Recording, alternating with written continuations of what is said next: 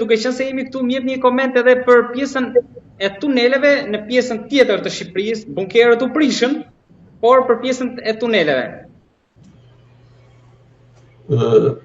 Tunelet kanë qenë pjesë e jetës zakonshme të Shqipërisë në vitet 70-90 të shekullit të kaluar, sepse kishin shumë funksione. E para një do siguronin mbrojtjen e ushtrisë, mbrojtjen e popullsisë dhe mbrojtjen e të gjitha të mirave materiale që duhet që mund të ekspozosin dhe shkatërroheshin në një moment të agresioni. Dhe ka patur në të gjitha qytetet, bile dhe në fshatra ke dhe sot tunele.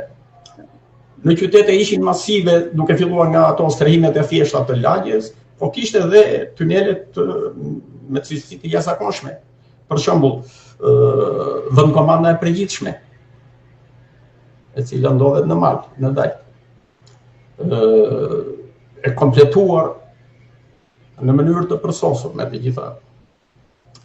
E mbrojtur nga pikpamja atomike, e mbrojtur dhe nga veprimet e armëve të dëmtimit mas, nga helmet, nga mjetet bakteriale dhe tjerë. Izoluar komplet. Funksiononte dhe mirëmbahesh nga një ekip nga laboratori jonë në mënyrë të përsosur. Me një sistem ndërlidhje, furnizim uji e tjera. Pasil, një si shembull. Po tunelet sekret ose më të mëdha ku janë vendosur?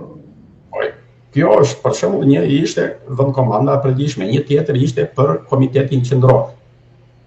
Ashtu në zafer, për qeverimet, për tjerë. Ndërsa në për rrethet ishte detyruar që të përgatisje vendstrehime për të gjithë sistemin e drejtimit të vendit atij.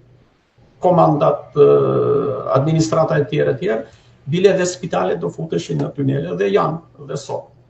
Në mënyrë të veçantë këto qytetet kufitare, Korça e ka dhe sot atë sistemin e mbrojtjes ku objektet, domethënë elementet kryesorë futen në strehim, ku janë spitalet e gjitha në Kuk, se kështu me radhë.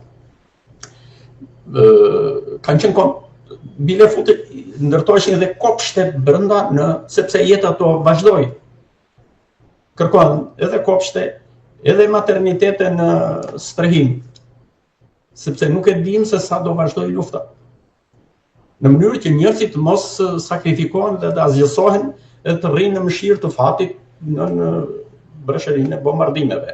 Dhe këto tunele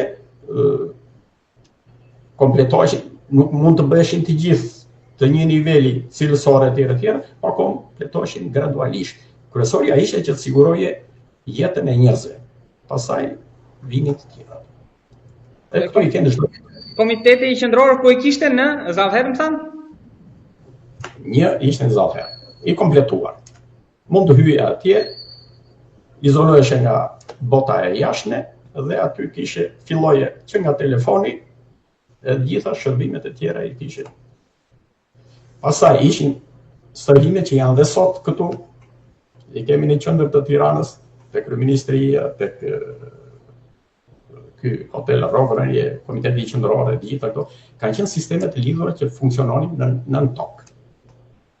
Kontrolloheshin, mbaheshin dhe ruheshin gjithnjë për rastin më të vështirë. Dhe politika tani interesohet sepse si dihet thonë, kaq e din ata që në një moment të vështirë le t'i ruajmë këto që të futemi neve. Sa të marrin pasaportat e të ikin jashtë shtetit. Edhe t'ja mbajnë.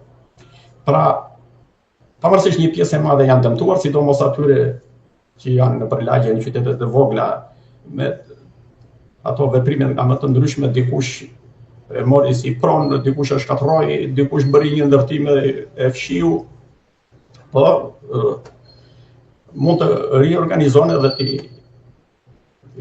kesh nesër pas nesër në përdorim. Dhe këto janë detyrat e një shteti të përgjegjshëm.